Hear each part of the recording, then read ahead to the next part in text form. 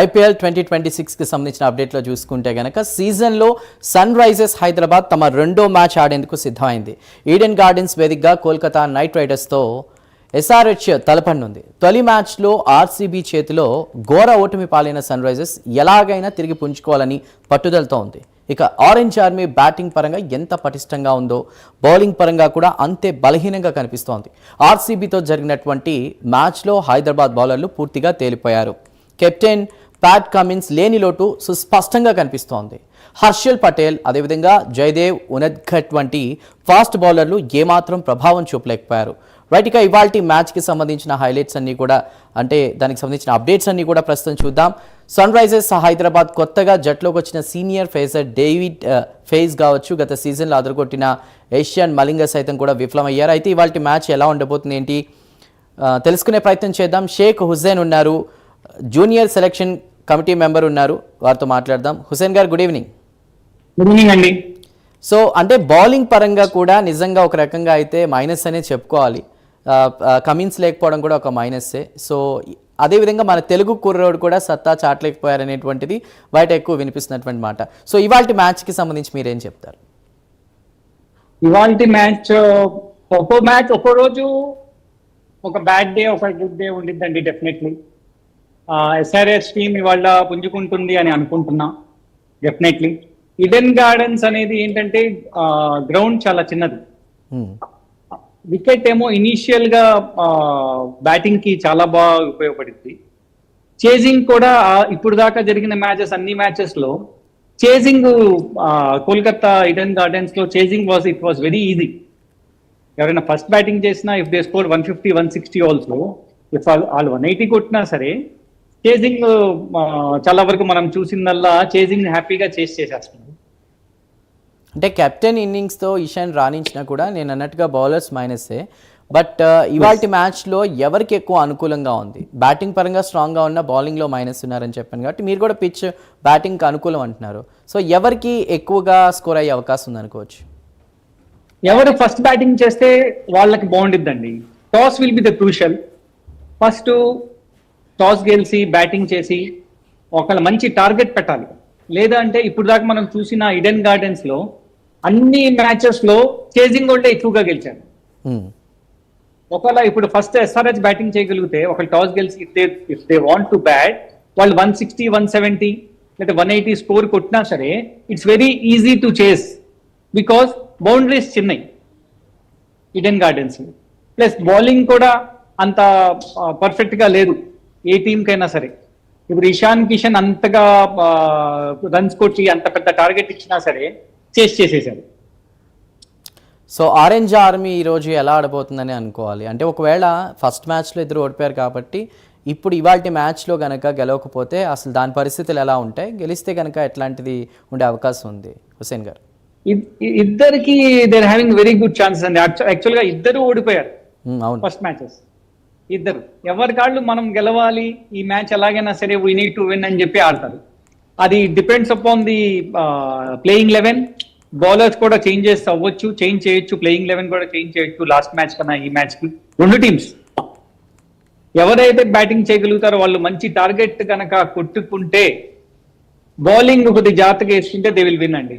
ఎందుకంటే కోల్కతా మనం ఇప్పుడు దాకా చూసిన అన్ని మ్యాచెస్ లో చాలా వరకు చేజింగ్ మ్యాచెస్ సెకండ్ బ్యాటింగ్ ఎవరైతే చేస్తున్నారో వాళ్ళే they one the match. So ఇద్దరు కూడా విన్నింగ్ కోసం ట్రై చేయకపోతే టోర్నీ అనేది కష్టమనే అనుకోవాలి కదా? కష్టమనే. అంతే.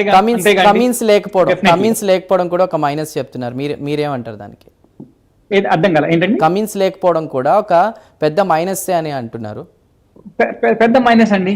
కమిన్స్ ఉండుంటే he would have done good for the team. అలా ఇప్పుడున్న టీంలో ఏంటంటే అండి what they want to do, ఎవరి రోల్ వాళ్ళు ప్లే చేసుకుని వెళ్ళిపోతే it definitely will win the match అండి. ఇప్పుడు నితీష్ కుమార్ ఉన్నాడు, ఆయన లాస్ట్ టైం బ్యాటింగ్ బౌలింగ్ రెండిట్లో ఇదయ్యాడు, ఫ్లాప్ అయ్యాడు. Now if he does good, ఒక 4 overs మంచి 4 overs వేసుకున్నాడు, బ్యాటింగ్ ఒక 20-30 runs కొట్టుకున్నాడు, అలా అందరు కాంట్రిబ్యూట్ చేసుకుంటా వెళ్తే డెఫినెట్లీ ఎస్ఆర్హెచ్ విల్ విన్ అండి.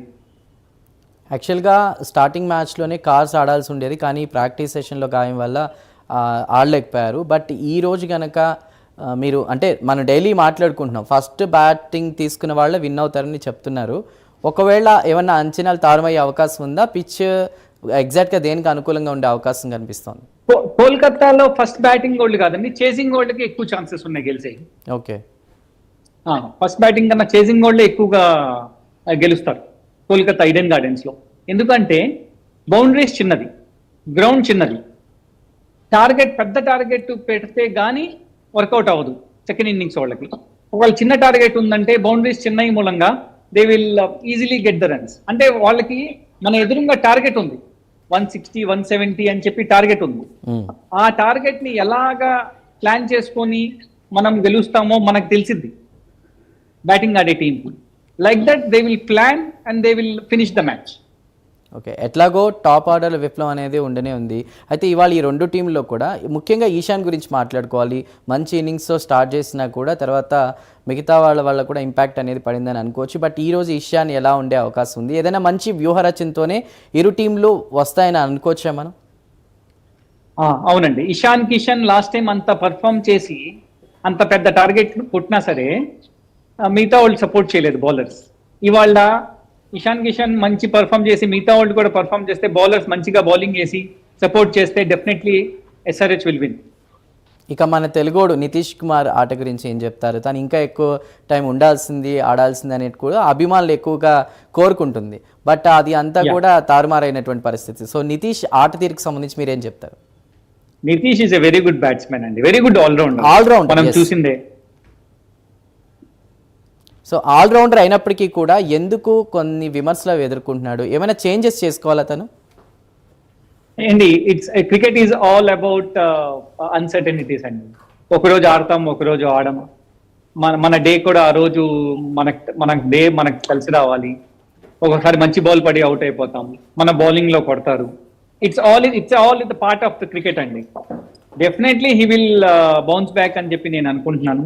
ఎందుకంటే నేను అండర్ జూనియర్ సెలక్షన్ కమిటీలో ఉన్నప్పుడు అండర్-19 నితీష్ కుమార్ రెడ్డి ఆడుతా ఉన్నాడు.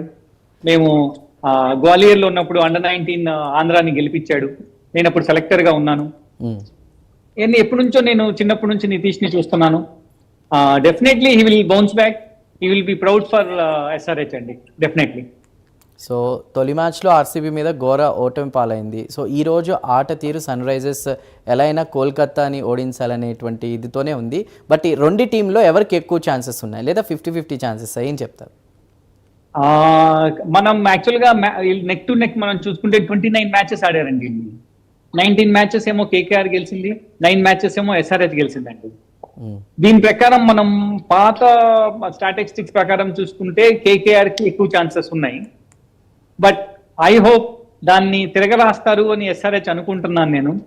మన హోమ్ టీమ్ కాబట్టి SRH definitely we want SRH to win the match. Harshal Patel కావచ్చు, జయదేవ్ కావచ్చు, ఫాస్ట్ బౌలర్లు గత మ్యాచ్లో ఎలాంటి ప్రభావం చూపించలేకపోయారు. సో ఇవాల్టి మ్యాచ్లో ఏమైనా ఎఫెక్ట్ పడే అవకాశం ఉందా? వీళ్ళు ఎఫెక్ట్ చూపించే అవకాశం ఉందా? కొద్దిగా ఫాస్ట్ బౌలర్స్ కి కొద్దిగా హెల్ప్ చేసిద్దండి. ఇనీషియల్ గా ఎవరైతే టాస్ గెలిచి ఫస్ట్ బౌలింగ్ తీసుకుంటారో, లేకపోతే బ్యాటింగ్ చేసి మంచి టార్గెట్ పెట్టాలనుకుంటున్నారో, it all depends upon the toss and the pitch అండి. నార్మల్ గా ఇప్పుడు దాకా మనం పాత రికార్డ్స్ చూసుకుంటే పిచ్ ఏంటంటే బ్యాటింగ్ చేసి మంచి టార్గెట్ పెట్టుకుంటే చేసింగ్ ఈజీగా చేసేస్తాం. మనోళ్ళు ఫాస్ట్ బౌలర్స్ ఇనీషియల్ గా బాగా వేసుకొని వికెట్స్ తీసుకెళ్తే డెఫినెట్లీ ఎస్ఆర్హెచ్ విల్ విన్ అండి. అంటే ఏది ఏమైనా ఇవాళ మ్యాచ్తో గెలుపు వైపు అడుగు వేయాల్సిన అవసరం లేదంటే టోర్నమెంట్లో వాళ్ళది వెనక్కి వెళ్ళిపోయే అవకాశం ఉంది.